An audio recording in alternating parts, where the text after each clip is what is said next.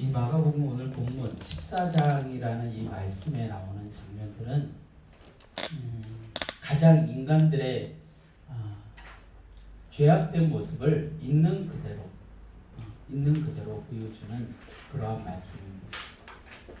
고난주간에 꼭 해야 될 한 가지가 있다면 바로 자신을 발견하는 겁니다.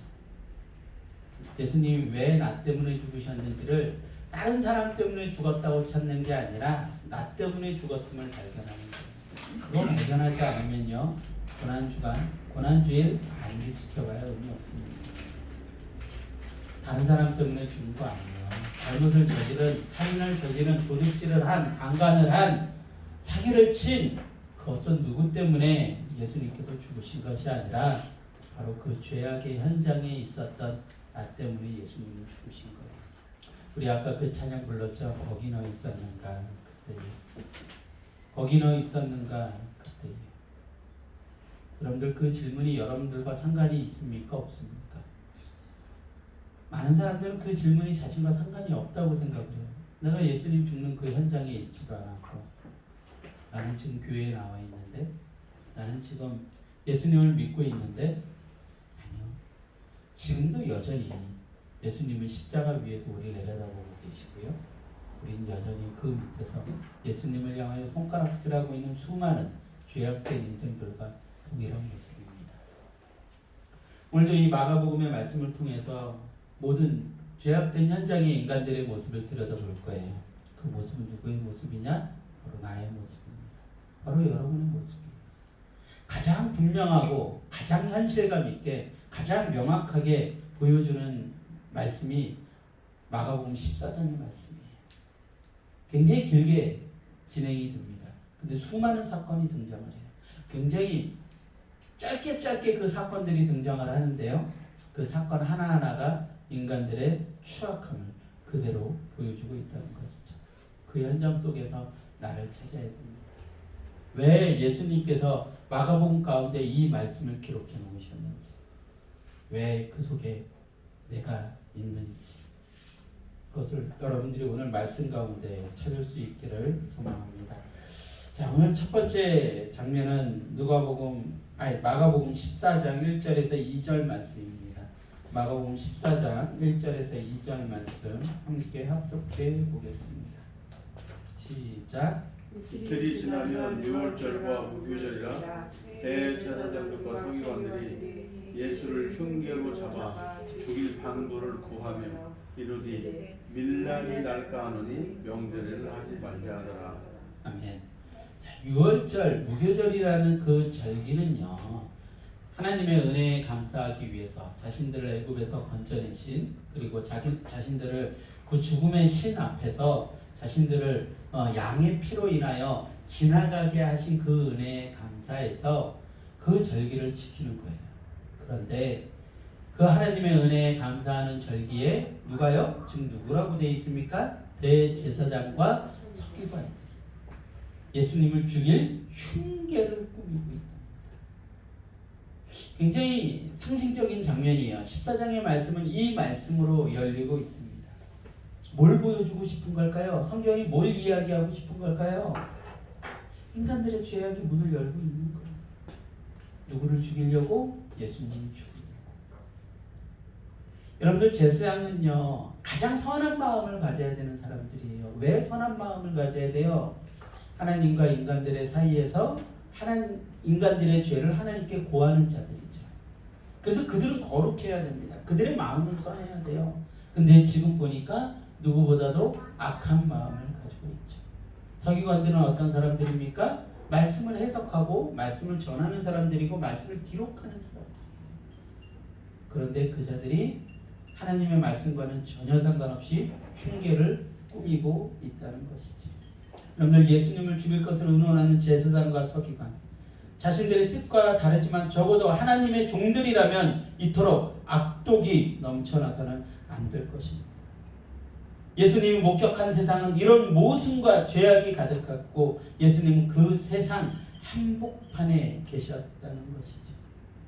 세상의 타락을 보여주는 아주 상징적인 장면입니다. 지금도 세상은 그러고 있죠. 지금도 이 세상이 그러잖아요. 자신들이 깨끗하다고, 자신들이 의롭다고 이야기를 하면서 예수님을 죽일 방법만 찾고 있죠.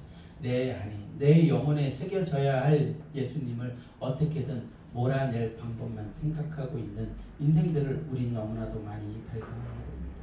자, 또 한 장면이 우리 앞에 펼쳐집니다. 마가복음 14장 3절에서 5절입니다. 마가복음 14장 3절에서 5절입니다. 같이 합독합니다. 시작. 예수께서 베다니 가벼운 자 시몬의 집에서 식사하실 때 한 여자가 매우 값진 향유 곧 순전한 나드 한 옥합을 가지고 와서 그 옥합을 깨뜨려 예수의 머리에 부으니 어떤 사람들이 화를 내어 서로 말하여 어찌하여 이 향유를 포기하는가. 이 향유를 300데나리온 이상에 팔아 가난한 자들에게 줄 수 있게 이 여자를 책망하는지라. 아멘. 아멘. 어떤 여자가 와서 순전한 나다 한 옥합을 예수님의 발 앞에 깨뜨립니다. 300데나리온 정도 하죠. 그 정도는 한 장정이 1년 동안 벌어야 벌 수 있는 돈이에요. 옥합이라는 것은 요만하게 생겼습니다. 봉해져 있어요. 깨뜨리지 않으면 그 향유를 부을 수 없습니다. 귀한 향유가 흘러나가지 않도록 아예 밀봉을 해버리죠. 그것을 깨뜨린 거예요. 그리고 그 모든 것을 예수님께 부은 거죠. 근데 그걸 보고 사람들은 어떻게 해요? 아깝다. 그런데 여러분들은 안 그러십니까? 예수님 앞에 드려지는 헌금 갖다 아깝다고 생각하지 않으세요? 아깝다. 요거 조금 더 아껴야 되는데.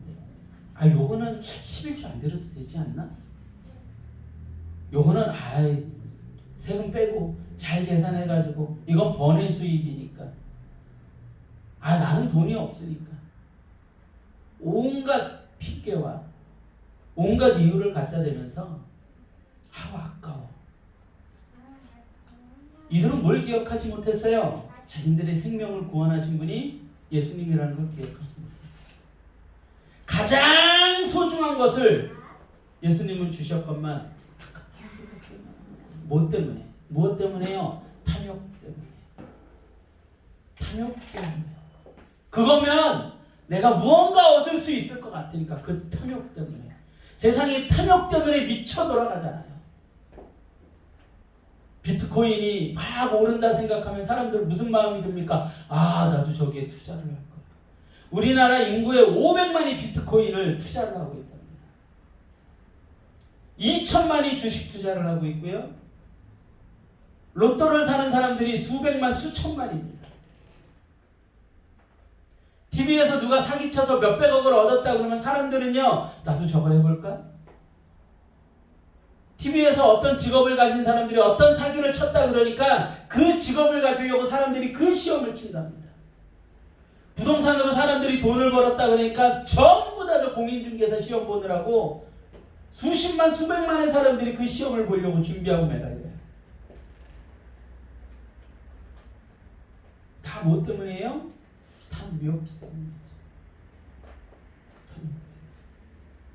예수님 앞에 나오는 그 마음들조차도 내가 예수님 믿어서 좀 잘 됐으면 하는 그 탐욕, 그 더러운 탐욕이요.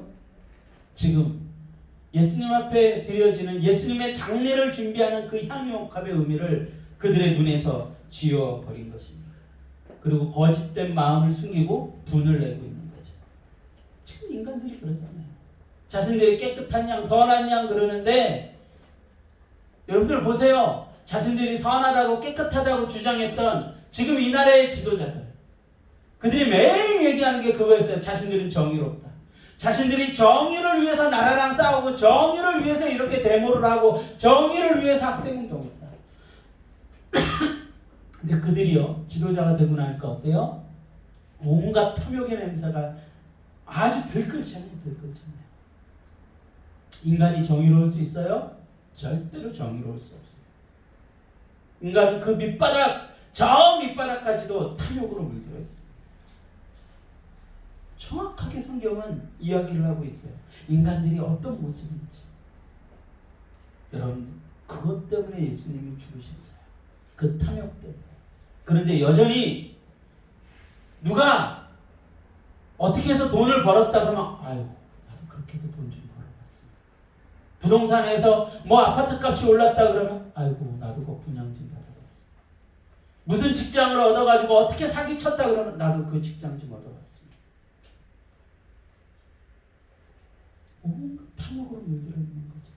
성경이요 그대로 고발하고 있는 거예요. 또 한 장면을 성경은 우리에게 보여주고 있습니다. 마가복음 14장 10절에서 11절입니다. 같이 합독합니다. 시작. 12 중에 하나인 가룟유다가 예수를 넘겨주려고 대제사장들에게 가매 그들이 듣고 기뻐하여 돈을 주기로 약속하니 유다가 예수를 어떻게 넘겨줄까 하고 그 길을 찾더라.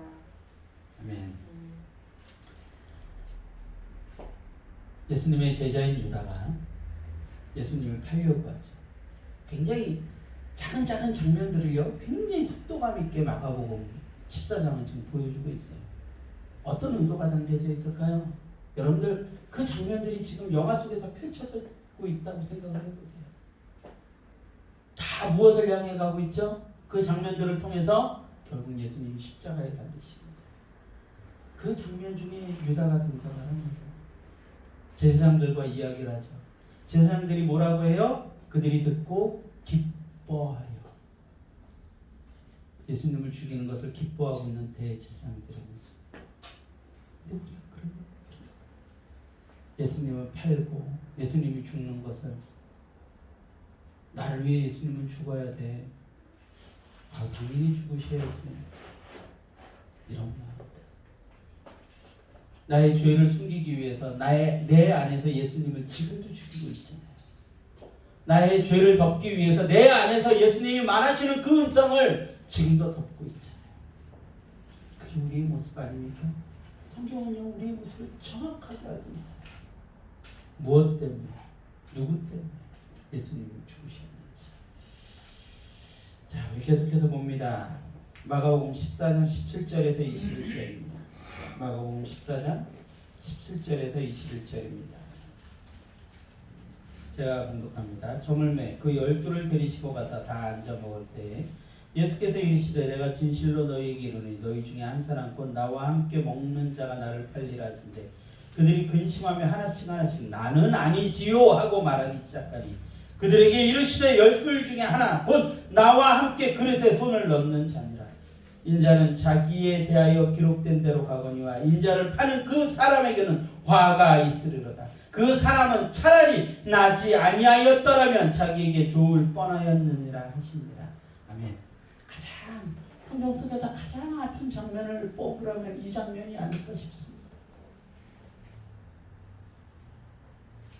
예수님께서요 다 앉아 먹을 때 이르시되 너희 중에 한 사람 나와 함께 먹는 자가 나를 팔리라 라고 얘기하세요. 얼마나 아프셨을까요? 너희 중에 하나가 나를 팔 거야. 3년이라는 시간을 같이 했던 제자들 그들에게 이야기하고 있는 거예요. 너희 중에 하나가 나를 팔 거야. 나를 죽게 만들 거야. 근데 제자들의 모습을 보십시오. 뭐라고 하고 있어요? 19절에 그들이 근심하며 하나씩 나는 아니지. 여러분 이게 원죄예요. 이게 원죄예요. 예수님을 죽게 만든 죄를 제자들이 그 앞에서 그대로 보이고 있는 거예요. 아담이 어땠어요? 하나님께서 너 왜 선악과를 먹었냐 그랬더니 저요? 제가 뭘 잘못했는데요? 나는 아니지요. 저 하와 때문이잖아요. 하와는 뭐라 그랬어요? 제가 뭘 잘못했는데요? 뱀 때문이잖아요. 나는 아니지요.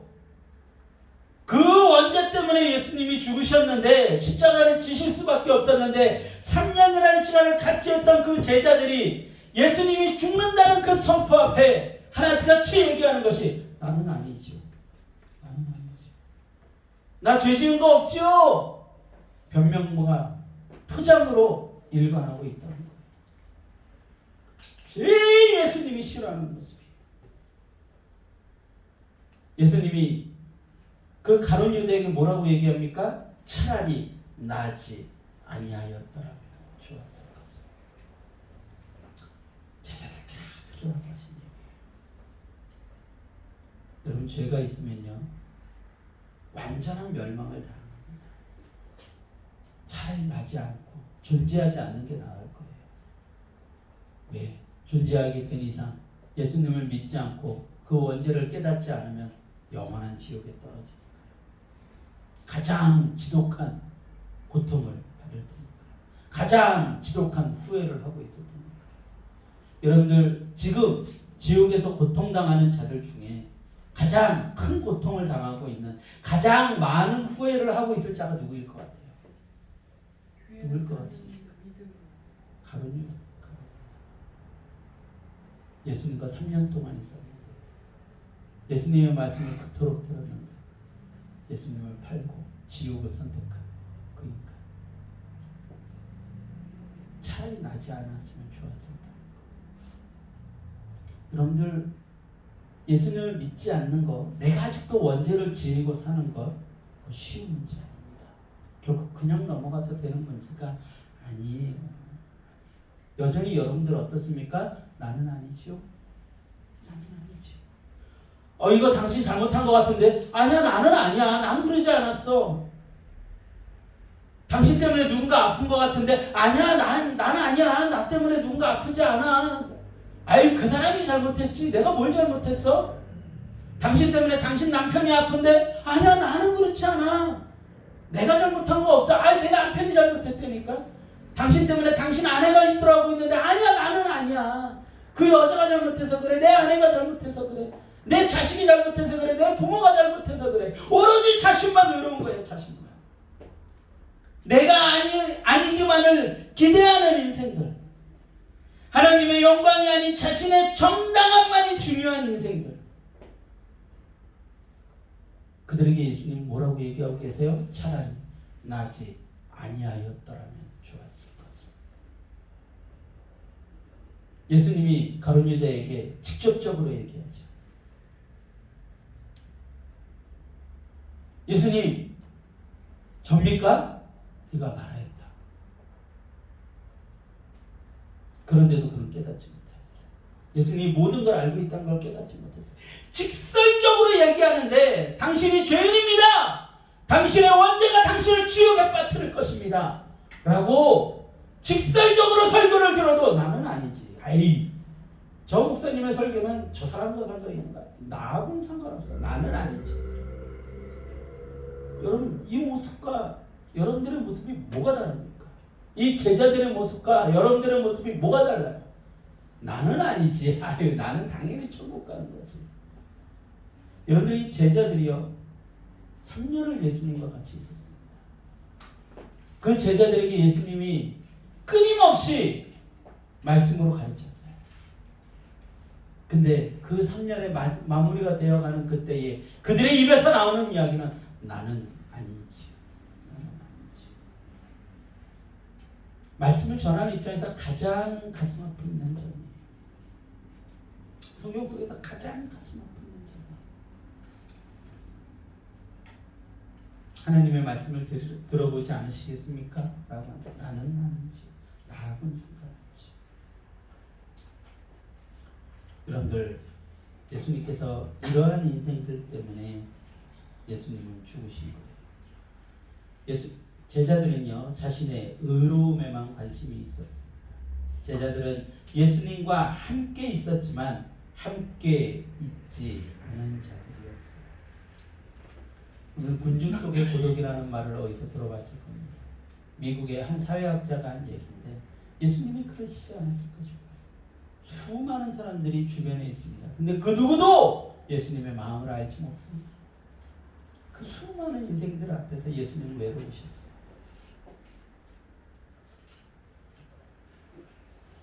예수님을 정말로 깊이 믿으면요 예수님과 하나가 되면 외로워요. 고독해져요. 세상에 예수님을 아는 사람들이 별로 없거든요. 예수님을 믿으면 믿을수록 말씀을 깊이 알면 알수록 고독해져요. 외로워져요. 수많은 사람들이 주변에 보이지만 외로워져요. 고독해져요. 그리고 예수님을 알아봅니다. 점점 광야로 밀려나가는 거죠. 여러분, 예수님이 여러분들에게 오늘 무엇을 이야기하시는지 꼭 듣기 원합니다. 또 한 장면을 보겠습니다. 14장 27절에서 31절입니다.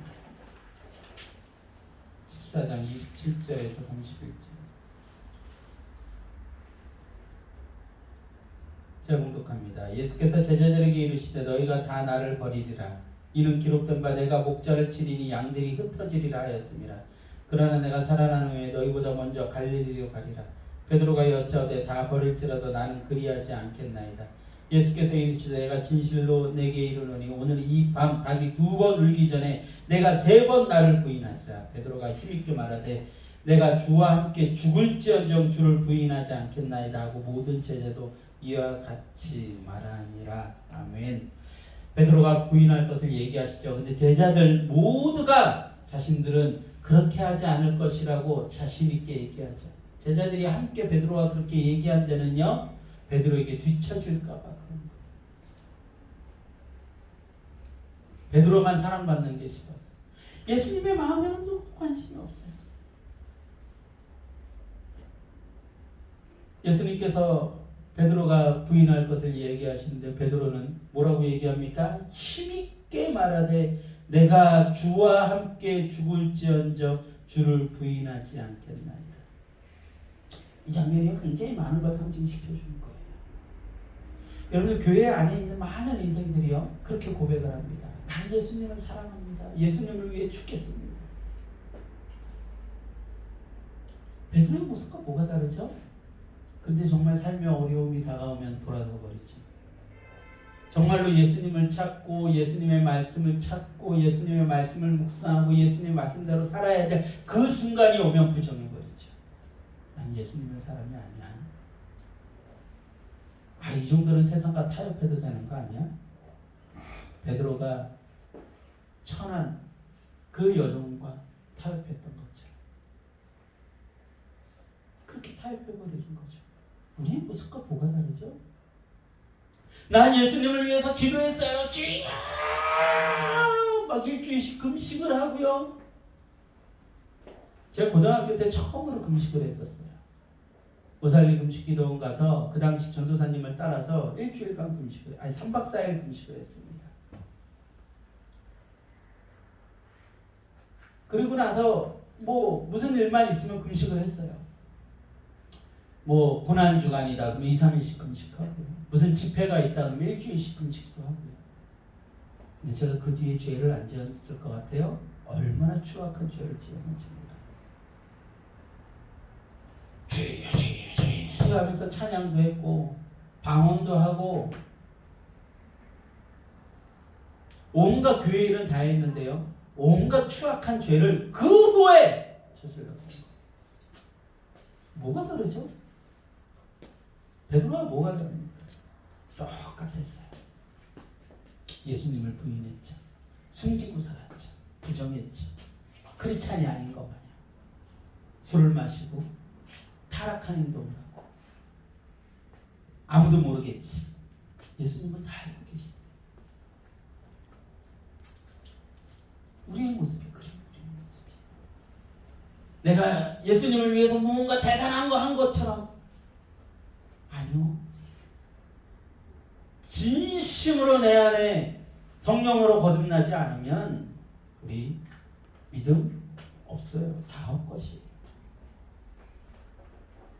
자, 또 한 장면을 보도록 합니다. 14장 32절에서 42절입니다. 14장 32절에서 42절입니다. 제가 봉독합니다. 그들이 겟셋마나라 하는 곳에 이르매 예수께서 제자들에게 이르시되 내가 기도할 동안에 너희는 여기 앉아 있으라 하시고 베드로와 야고보와 요한을 데리고 갔을 때 심히 놀라시며 슬퍼하사 말씀하시되 내 마음이 심히 고민하여 죽게 되었으니 너희는 여기 머물러 깨어 있으라 하시고 조금 나아가서 땅에 엎드려 될 수 있는 대로 이때가 자기에게서 지나가기를 구하여 이르시되 아빠 아버지여 아버지께는 모든 것이 가능하오니 이 잔을 내게서 옮기시옵소서. 그러나 나의 원대로 마시옵고 아버지의 원대로 하옵소서 하시고 돌아오사 제자들이 자는 것을 보시고 베드로에게 말씀하시되 시몬아 자느냐 내가 1시간도 깨어 있을 수 없더냐 시험에 들지 않게 깨어 있어 기도하라. 마음에는 원으로되 육신이 약하도다 하시고 다시 나아가 동일한 말씀으로 기도하시고 다시 오사 보신즉 그들이 자니 이는 그들의 눈이 심히 피곤함이라. 그들이 예수께 무엇으로 대답할 줄을 알지 못하더라. 세 번째 오사 그들에게 이르시되 이제는 자보시라. 그만 되었다. 때가 왔도다. 보라 인자가 죄인의 손에 팔리느니라. 일어나라 함께 가자. 보라 나를 파는 자가 가까이 왔느니라. 아멘. 예수님께서요 33절에 예수님의 마음을 이야기를 하십니다. 심히 놀라시고 슬퍼하사. 34절에 이렇게 얘기하시죠. 말씀하시되 내 마음이 심히 고민하여 죽게 되었습니다.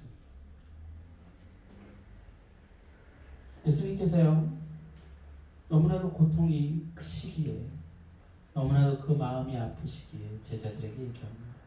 너희들 좀 깨어서 함께 기도할 수 없겠니? 좀 깨어 있을 수 없겠니? 그런데 다 잠들어 버리는 거예요. 내 얘기 좀 들어주지 않을래? 다 잠들어 버려요. 아, 저 피곤해요. 저 힘들어서요. 못 듣겠어요. 제 인생이 너무나도 피곤해요. 예수님 말씀대로 살 힘이 없네요. 너무나도 제 인생의 모습을요 식사전 안에 다 담고 있어요. 다. 나와 함께 기도해 주지 않을래? 내 마음을 좀 알아주지 않을래? 피곤해서 힘들어서. 알잖아요. 제가 이렇게 피곤해요. 뭔가 핑계를 대다 못해 이제는 피곤하다는 핑계를 대고 있는 제자들이 있습니다. 나는 아니지요. 의로운 척한다. 이게 인간들의 모습이에요. 성경은요 우리의 모습을 너무나도 잘 알고 있습니다. 누구도 예수님의 마음을 품고 기도하려 하지 않고 있죠. 근데 이 세상이 그래요. 제가 만나본 수많은 크리스천들이 그랬어요. 수많은 믿는다 하는 자들이 그랬어요. 예수님의 마음을 품고 기도하려고 하지 않습니다. 자신의 죄를 덮으려고만 하고 나는 아니지요! 만 찾고 있지. 예수님의 마음을 품고 기도하는 사람들을 못 봤어요.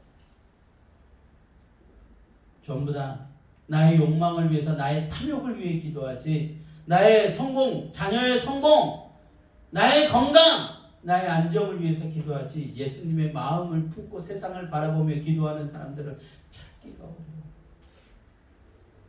그것을 위해 희생하고 헌신하고 엎드리는 사람들을 찾기가 어려워요.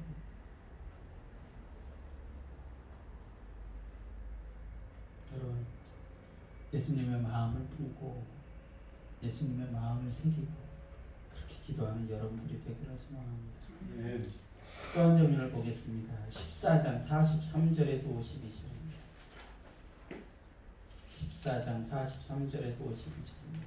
같이 합독하겠습니다. 시작. 예수께서 말씀하시되 곧 12 중에 하나인 유다가 왔는데 대제사장들과 서기관들과 장로들에게서 파송된 무리가 검과 몽치를 가지고 그와 함께 하였더라. 예수를 파는 자가 이미 그들과 번호를 찾아 이르되 내가 입맞추는 자가 그이니 그를 잡아 단단히 끌고 이에 와서 곧 예수께 나와 비어하고 입을 맞추니 그들이 예수께 손을 대어 잡거늘 곁에 서 있는 자 중에 한 사람이 칼을 빼어 대제사장의 종을 쳐 그 귀를 떨어뜨리니라. 예수께서 무리에게 말씀하여 이르시되 너희가 강도를 잡는 것과 같이 나를 잡으러 나왔느냐? 내가 날마다 너희와 함께 성전에 있으면서 가르쳤으되 너희가 나를 잡지 아니하였도다. 그러나 이는 성경을 이루려 함이니라 하시더라. 제자들이 다 예수를 버리고 도망하니라. 아멘. 제자들이 다 예수 52절까지 봅니다. 51절, 52절도 같이 봅니다. 제가 봉독합니다. 한 청년이 벗은 몸에 배 혼니부를 두르고 예수를 따라가다가 무리에게 잡히매 배 혼니부를 버리고 벗은 몸으로 도망하니라. 자, 입맞춤이라는 것은 사랑의 증표입니다. 내가 당신을 존경하고 당신을 사랑하고 신뢰합니다. 라는 입맞춤이지. 그런데 그것을 가룟 유다는 어떻게 바꿨어요? 살인의 증표로 바꿨죠. 굉장히 상징적인 장면인 것 같아요. 뭐 여러 가지 해석이 있습니다. 가룟 유다가 왜 입을 맞추었어야 되나? 뭐 여러 사람들은 이야기를 합니다. 그 당시에 중동 사람들은 턱수염을 길렀고 머리가 다 길르고 다 비슷하게 생겨서 그 제사장들과 그 예수님을 잡으러 온 자들이 예수님을 찾지 못했을 거다. 잘 알지 못했을 거다. 그래서 가룟 유다가 분노를 짜서 그렇게 입맞췄고 많은 그 잡으러 왔던 자들이 예수님을 잡게 되었을 거다라고 이야기하고 그 당시 문화 속에서 해석하는 사람들이 있어요. 물론 그런 해석도 맞을 수 있겠죠. 근데 성경은요, 상징적인 지금 장면, 두 장면을 보여주고 있는 거예요. 첫 번째가 뭐냐면 사랑의 증표를 배신의 증표, 살인의 증표로 바꿉니다. 하나님께서 인간들을 에덴에서 살게 하시고 사랑을 베푸셨는데 인간들은 그것을, 그 사랑의 증표를, 그 선악과를요 배신의 증표, 살인의 증표로 바꿔버린 거죠. 하나님께서 선악과를 왜 만드셨다고요? 제가 수없이 얘기했는데 선악과를 왜 만드셨어요? 인간들을 괴롭게 하려고요? 인간들로 하여금 죄를 짓게 하려고요? 그 착각이에요. 수많은 사람들이 질문을 하죠. 믿지 않는 사람들, 하나님의 마음을 모르는 자들은 왜 선악과를 만들어서, 왜 아담이 따먹어서, 왜 죄를 지어서, 왜 에덴에서 쫓아내셨어? 하나님이 이상한 거 아니야? 이런 빌어먹을 인간들. 하나님이 선악과를 만든 이유는요, 인간들을 위한 거예요. 너희들 창조하는 존재다. 너희들 그거 잊으면 안 돼. 아니면 사단에게 너희들 속아서 그 타락한 천사들처럼 된단 말이야. 안 돼, 안 돼. 너희들 에덴에 나와 함께 영원히 살아야 되지 않겠니? 너희들은 창조자가 될 수 없어. 너희들은 하나님이 될 수 없어. 너희들이 선악과 따먹으면 죽어. 너희들은 죽을 수 있는 존재야. 나에게 순종해야만 영원히 살 수 있는 존재야. 라는 마음이 어디에 담겨 있어요? 선악과에 담겨져. 그 선악과를 인간들은 따먹죠. 그리고 인간들은 그 하나님의 사랑의 증표를 살인의 증표로 바꿔버려요. 지금 이 장면이 그것을 보여주고 있습니다. 입맞춤은 사랑의 증표죠. 근데 그걸 살인의 증표로 바꿔요. 또 한 장면이 등장을 합니다. 51절 52절에 한 청년이 벗은 몸에 배 혼니부를 들고 예수를 따라다 무리에게 잡히매 배 혼니부를 버리고 벗은 몸으로 도망한다. 굉장히 이해가 안 되는 장면이에요. 굉장히 이해가 안 되는. 왜 갑자기 한 청년이, 왜 한 사람이 벗은 몸으로 이불을 뒤집어 쓰고 그 자리에 등장을 했을까요? 뭐 여러 가지 해석들이 있습니다. 근데 성경은요, 한 장면을 보여주기 위한 거예요. 에덴에서 인간들이 쫓겨났을 때 인간들이 가진 최초의 감정이 뭐였어요? 수치심이었어요. 수치심. 다시 어떻게 된 거예요? 수치스러워하고 있는 인생들의 모습을 보여주고 있는 거죠. 그 에덴에서의 그 두 장면, 그것을 지금 이 장면 속에서 성경은 보여주고 있는 거예요. 인간들은 수치스러워져 버렸어요. 부끄러운 자들이 되어버렸어요. 벗은 몸으로 도망다니는 수치스러운 존재가 되었어요. 사랑의 증표를 살인의 증표로 바꿔버립니다. 도망가는 제자들, 거짓된 입맞춤, 사랑의 증표를 살인의 증표로 바꾸는 자, 그것이 인간이라는 것이죠. 거짓 사랑을 표현하는 존재다. 부모가 자식을 사랑하죠. 완전히 사랑할 수 있나요? 때로는 자기 이기심을 위해서 자식들을 팔아먹기도 합니다. 자식이 부모를 사랑하죠. 근데 자신의 이기심을 위해서 부모를 이용하기도 합니다. 남편이 아내를 사랑하죠. 그런데 때로는 자신에게 짐이 되면 언제든지 이용하고 버릴 수 있는 존재가 부부관계입니다. 세상에 완전한 사랑 존재하지 않아요. 절대로 존재하지 않아요. 그게 우리네 인생 속에서 여러분들이 직접 경험하고 보고 있는 것들입니다. 여러분, 그것이 인간이라는 것이죠. 거짓 사랑으로 사랑을 한다고 거짓말하고 있는 존재들. 자, 또 한 장면을 보겠습니다. 14장 53절에서 65절입니다. 정신들 차리세요. 예수님께서 아까 그랬죠? 한시라도 깨어있을 수 없느냐. 나를 좀 알아주지 않겠니? 나를 위해 좀 깨어있지 않겠니? 그 예수님의 마음을 안다면 깨어있으세요. 그리고 이 한 장면 한 장면 속에 내가 서 있어야 됩니다. 자신이 서 있어야 돼요. 이 사람들 먼 옛날에 있었던 어떤 사람들이 아니라 이 장면 속에 내가 서 있어야 돼요. 53절 65절입니다. 제가 공독합니다. 그들이 예수를 끌고 대제사장에게로 가니 대제사장들과 장로들과 서기관들이 다 모이더라. 베드로가 예수를 멀찍이 따라 대제사장의 집들 안까지 들어가서 아랫사람들과 함께 앉아 불을 쬐더라. 대제사장들과 온 공회가 예수를 죽이려고 그를 칠 증거를 찾되 얻지 못하니 이는 예수를 쳐서 거짓 증언하는 자가 많으나 그 증언이 서로 일치하지 못합니다. 어떤 사람들이 일어나 예수를 쳐서 거짓 증언하여 이르되 우리가 그의 말을 들으니 손으로 지은 이 성전을 내가 헐고 손으로 짓지 아니한 다른 성전을 사흘 동안에 지으리라 하더라 하되 그 증언도 서로 일치하지 않더라. 대제사장이 가운데 일어서서 예수에게 물어 이르되 너는 아무 대답도 없느냐. 이 사람들이 너를 치는 증거가 어떠하냐 하되 침묵하고 아무 대답도 아니하시거늘 대제사장이 다시 물어 이르되 내가 찬송받을 이 아들 그리스도냐. 예수께서 이르시되 내가 그니라. 인자가 권능자의 우편에 앉은 것과 하늘 구름을 타고 오는 것을 너희가 보리라 하시니 대제사장이 자기 옷을 찢으며 이르되 우리가 어찌 더 증인을 요구하리요.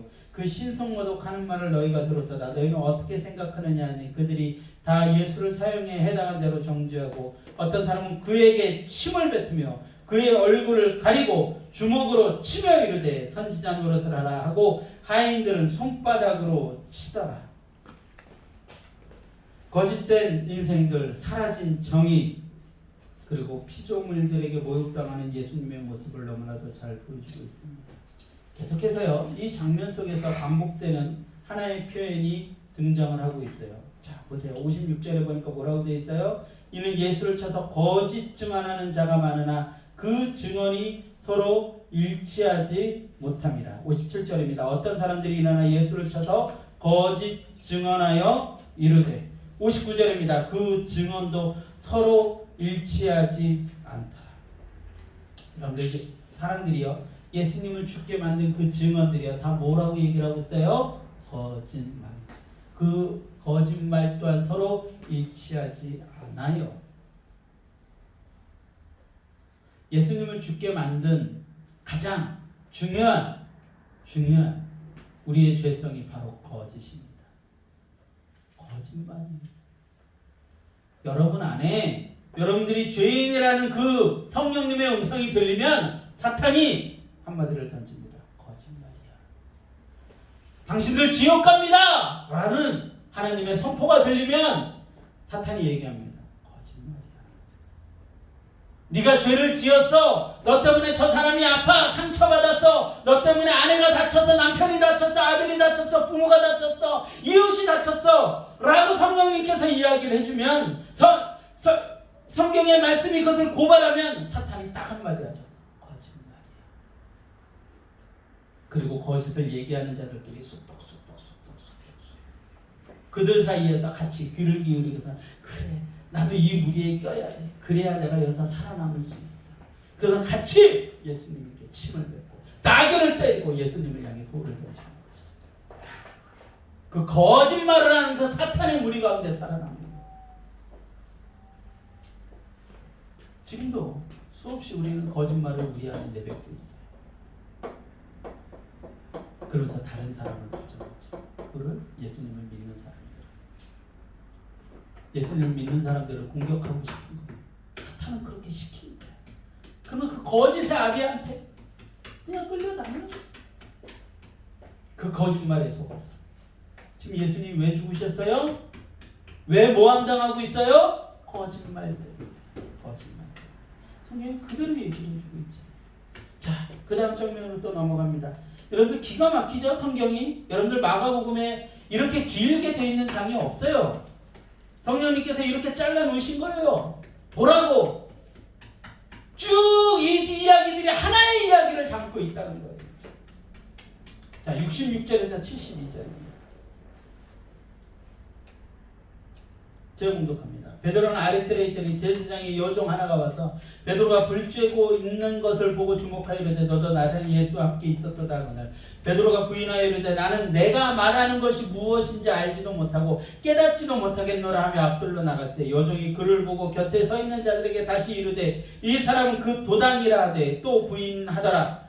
조금 후에 곁에 서 있는 사람들이 다시 베드로에게 말하되 너도 갈릴리 사람이니 참으로 그 도당이니라. 그러나 베드로가 저주하며 맹세하되 나는 너희가 말하는 이 사람을 알지 못하노라니. 닭이 곧 두 번째 울더라. 이에 베드로가 예수께서 자신에게 하신 말씀 곧 닭이 두 번 울기 전에 내가 세 번 나를 부인하려 하심이 기억되어 그 일을 생각하고 울었다. 아멘.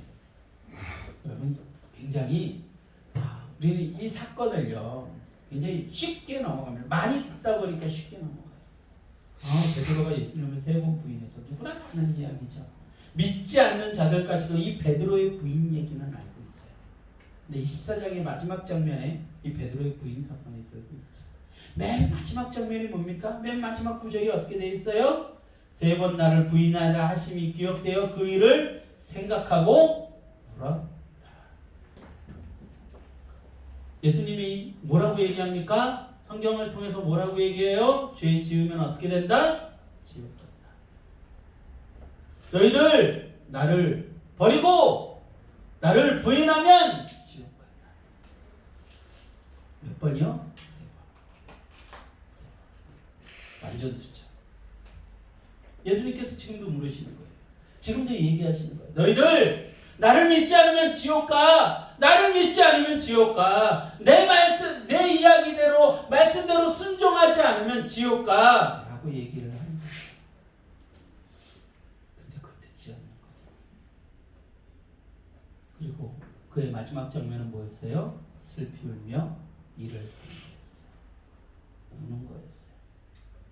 슬픈 가운데 빠지는 거였어요. 성경이 뭘 얘기해 주고 있는 것 같으세요? 단순히 베드로가 세 번 부인한 사건? 그 사건의 장면? 아니요. 예수님을 믿지 않고 예수님을 부인하면 어떻게 된다는 거예요? 후회하게 된다는 거예요. 눈물을 흘리게 된다는 거예요. 너희들에게 이런 죄들이 있잖아. 들었니? 봤니? 너희들 그 현장에 있니? 거기너 있었는가 그때에 그 현장에 너희들이 있어. 그 죄의 현장들에 너희들이 있어. 근데 너희들 내 얘기를 듣고 있니? 계속해서 이야기하는데 너희들은 계속 부인하는 거야. 그럼 너희들에게 남는 건 후회뿐이야. 눈물뿐이야. 그 이야기를 하고 있는 거예요. 너무나도 유명한 베드로 사건을 그냥 보여주고 있는 것이 아니라 베드로가 나쁜 놈이라고 고발하고 있는 것이 아니라 너희가 예수님을 믿지 않으면 예수님의 거듭된 질문에 너희들 나를 믿니? 너희들 나를 사랑하니? 너희들 나를 사랑하니? 하는 그 거듭된 질문에 예수님을 사랑하는 줄 예수님이 아십니다 라고 고백하지 못한다면 계속 부인하고 있다면 그 마지막은 눈물뿐이 없습니다. 그것을 성경은 우리에게 가르쳐주고 있는 거예요. 자, 이제 첫 장면으로 다시 돌아가서 왜 14장이 이 말씀으로 열렸는지를 한번 봅시다. 14장 6절에서 9절입니다. 14장에는 아픈 장면들만 계속해서 등장을 합니다. 그 장면들이 쭉 이어져 있어요. 그런데 그 시작의 문을 여는 장면은 그 장면이 아니었어요. 14장 6절에서 9절입니다. 제가 봉독합니다. 예수께서 이르시되 가만두라. 너희가 어찌하여 그를 괴롭게 하느냐. 그가 내게 좋은 일을 하였느니라. 가난한 자들은 항상 너희와 함께 있으니 아무 때나도 원하는 대로 도울 수 있거니와 나는 너희와 항상 함께 있지 아니하리라. 그는 힘을 다하여 내 몸에 향유를 부어 내 장례를 미리 준비하였느니라. 내가 진실로 너희에게 이르노니 온 천하에 어디서든지 복음이 전파되는 곳에는 이 여자가 행한 일도 말하여 그를 기억하리라 하시니라. 아멘. 이 14장의 문은 이 말씀으로 열리고 있어요. 한 여자의 그 향유를 깨뜨리는 장면. 그리고 예수님은 이 장면을 많은 자들에게 복음이 전해지는 모든 곳에서 전파될 것이라고 이야기합니다. 여러분, 예수님의 죽음을 기억해야 해요. 예수님의 죽음을 기억하는 자만이 자신의 삶을 깨뜨려 드릴 수 있습니다. 예수님의 마음을 알고 기억하는 그 한 사람이 되어야 됩니다. 14장 안에 수많은 군중들, 제사장들, 서기관들, 제자들, 온갖 무리들이 다 등장을 해서 뭘 쏟아내요? 죄를 쏟아내요. 예수님을 십자가에 못 박아라.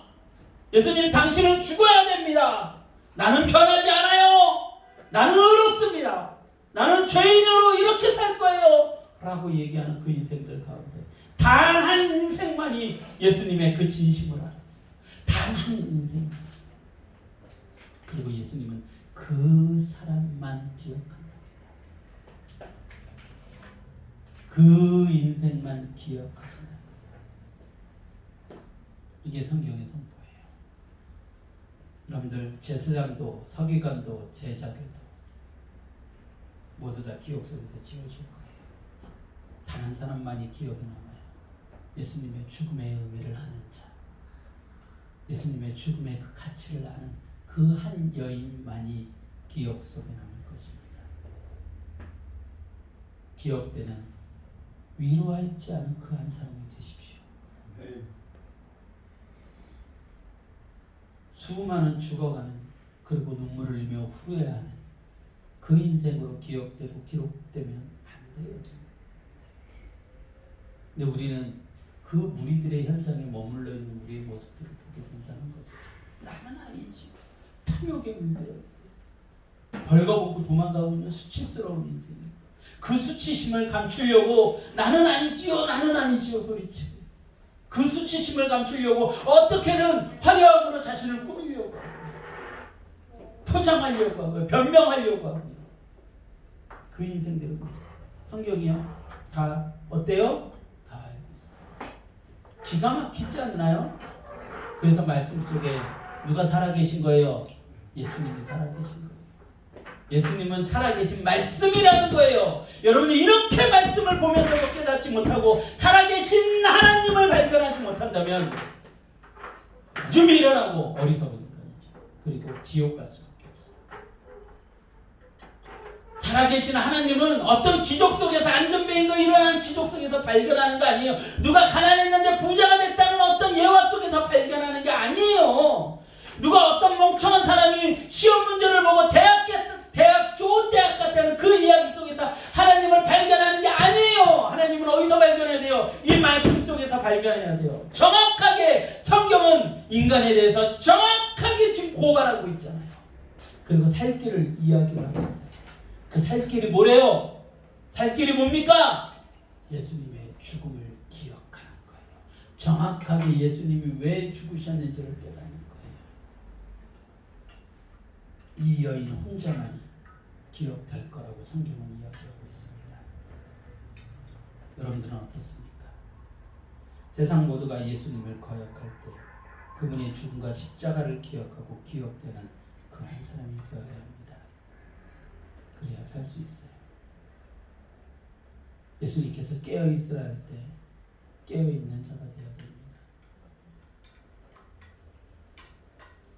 성경은 계속해서 얘기하죠. 우리 누가복음 속에서 가장 많이 보고 있는 게 뭐예요? 하나님의 나라가 가까워졌다는 거예요.